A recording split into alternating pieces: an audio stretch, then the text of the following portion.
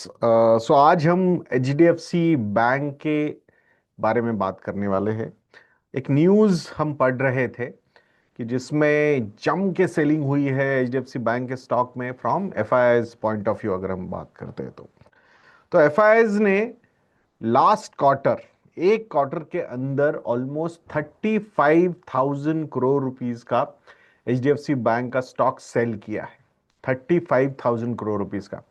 और Q4 FY26 में HDFC bank का स्टॉक 26% से भी ज्यादा यहां पे गिरा है।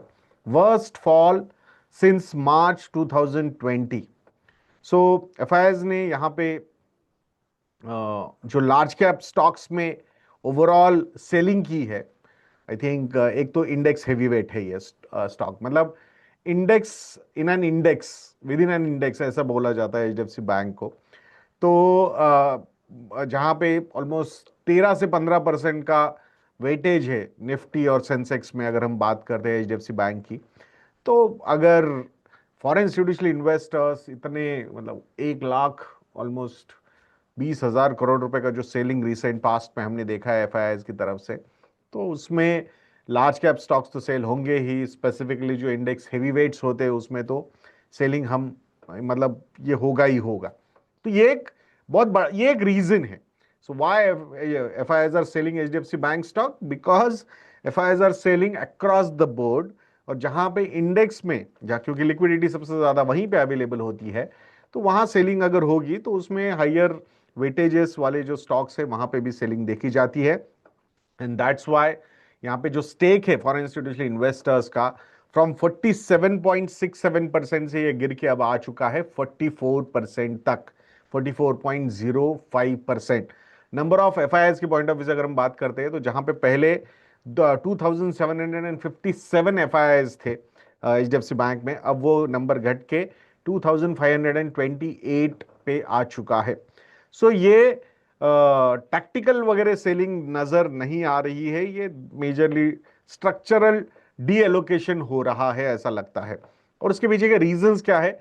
एक तो गवर्नेंस और लीडरशिप कंसर्न्स, ये एक सबसे बड़ा रीजन सामने आता हुआ हमें दिख रहा है। दो, ये latter part of the selling का एक रीजन हो सकता है, स्पेसिफिकली जो गवर्नेंस का। क्यों?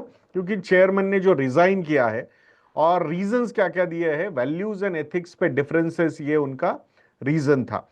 एलिगेशंस या इश्यूज क्या क्या है एचडीएफसी बैंक में अभी करंटली? सो 81 बॉन्ड का मिस सेलिंग कंट्रोवर्सी, ये यहां पे अभी चल रहा है।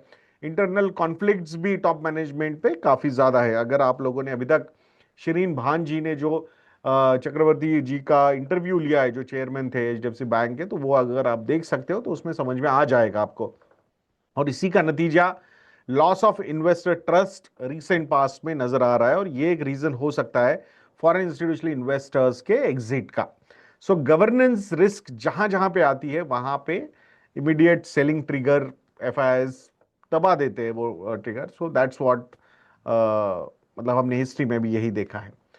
एक दूसरा रीजन जो है वो है post merger overhang. HDFC limited के साथ जो मर्जर हुआ है एचडीएफसी बैंक का, तो it has created high loan to deposit ratio stress. Though ये कम हो रहा है, every quarter it is going down, so that's a positive sign. मतलब रिसेंट में भी अभी ये जो क्वार्टर 4 के जो नंबर्स आए थे, उसमें मतलब अपडेट, बिजनेस अपडेट, उसमें डिपॉजिट ग्रोथ ज्यादा है compare to loan growth, so that was a positive sign.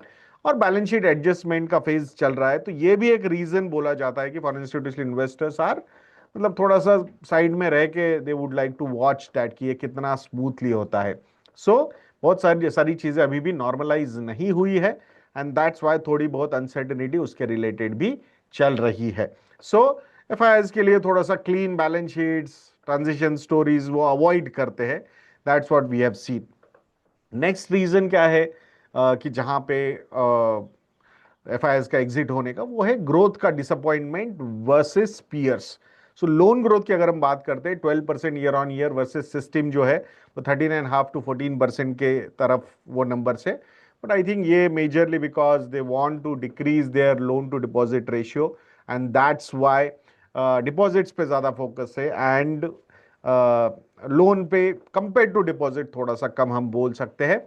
और वहीं अगर कंपिटिटर्स की बात करते हैं, जैसे कोटक 16% का वो ग्रोथ वहां पे नजर आ रहा है, तो कहीं ना कहीं इस फेज में मार्केट शेयर के का जो नंबर है वो थोड़ा नीचे जाएगा, एंड वो भी एक रीजन यहाँ पे हो सकता है। मार्च 2026, अकेले मार्च में हमने देखा था फॉरेन इंस्टीट्यूशनल इन्वेस्टर्स ने ऑलमोस्ट 1.2 लाख करोड़ रुपीस की सेलिंग की थी, thanks to Iran conflict and oil spike. So I think risk of trade जो इमर्जिंग मार्केट्स में हो रहा था, तो वो भी being HDFC one of the largest liquid stock, so it is quite easy to sell, तो वो भी एक रीजन यहाँ पे हमें नजर आ रहा है। भले ही फॉरेन इंस्टीट्यूशनल इन्वेस्टर्स ने यहाँ पे सेलिंग करके स्टेक अपना कम किया है, बट डोमेस्टिक इंस्टीट्यूशनल इन्वेस्टर्स की अगर हम बात करते हैं तो यहाँ पे स्टेक बढ़ा है। म्यूचुअल फंड्स ने ऑलमोस्ट 28,000 करोड़ रुपए का माल यहाँ पे खरीदा है एचडीएफसी बैंक के स्टॉक्स। म्यूचुअल फंड्स का स्टेक जो है वो 26.66% से बढ़ के अब 29.54% तक ऊपर जा चुका है। सो ये एक चीज हमने हमेशा होगी है कि जब इंस्टीट्यूशनल कोई बड़ा इंस्टीट्यूशनल इन्वेस्टर्स कोई बड़ा सेलिंग करते हैं तो ऑब्वियसली अदर इंस्टीट्यूशनल इन्वेस्टर्स ही बड़े बायर्स होते हैं मार्केट में। तो आपको आगे जाके जब आप साइकिल्स रिवर्स होते हुए भी देखोगे, तो वहां पे जब एफआईआईज की बाइंग होगी बहुत ज्यादा, तो DIIs will be the sellers, and this is how things keep on happening. ये हमने समझना बहुत ज्यादा जरूरी है। सो आई थिंक बॉटम लाइन तो यही है कि एफआईआईज ने सेलिंग करने के पीछे के रीजंस जो है, एक तो मतलब लिक्विडिटी, जो एचडीएफसी बैंक के स्टॉक में बहुत ज्यादा लिक्विडिटी है इंडेक्स हैवीवेट के पॉइंट ऑफ व्यू से। गवर्नेंस और लीडरशिप कंसर्न्स भी यहाँ पे थोड़े से एफआईआईज ने देखे हैं। Post merger balance sheet stress भी एफआईआईज का एग्जिट का एक रीजन हो सकता है।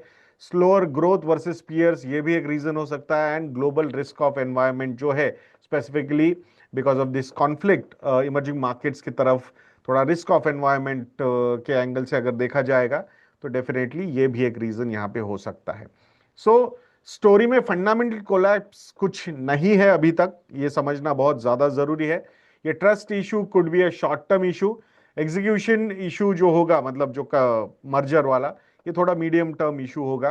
बट अगर बैंक फिर से एक बार सारे अपने रेशियोज वगैरह अच्छे करते हैं और ये कंसर्न्स को अच्छी तरीके से एड्रेस करते हैं, के मिस्त्री जी जो चेयरमैन बन चुके हैं एचडीएफसी बैंक के, मतलब बहुत ही वास्ट एक्सपीरियंस है at the age of 71, if he is trying to handle all those things, definitely I think credibility is at his side. तो आशा करेंगे कि यहाँ से आगे we should not get any negative surprises from this particular counter. तो ऐसे videos के लिए चैनल पे बने रहिए दोस्तों, और अगर आपको लगता है कि हम अच्छा काम करते हैं तो हमारी वेबसाइट investorna.in को विजिट करना बिल्कुल मत भूलिएगा। हमारे रिसर्च प्रोडक्ट्स को सब्सक्राइब कीजिएगा। हमारे जो प्रीमियम प्लान है, जहाँ पे डिटेल्ड फाइनेंशियल प्लान आप बना सकते हो मात्र 999 रुपीज़ में, तो वो भी आप ट्राई कीजिएगा। एंड अगर आपको detailed financial planning, comprehensive financial planning करवानी है हमसे, तो उसके लिए आप हमारे रिलेशनशिप सेल से कांटेक्ट कर सकते हो, या फिर अगर आपके पोर्टफोलियोज की केस स्टडीज आपको भेजनी है तो आप हमें contact@investorna.in पे भेज सकते हो। Will be more than happy to help you on that front. The team will get in touch with you. तो ऐसे वीडियोस के लिए चैनल पे बने रहिए, और नेक्स्ट वीडियो तक के लिए आज्ञा दीजिए दोस्तों। जय हिंद।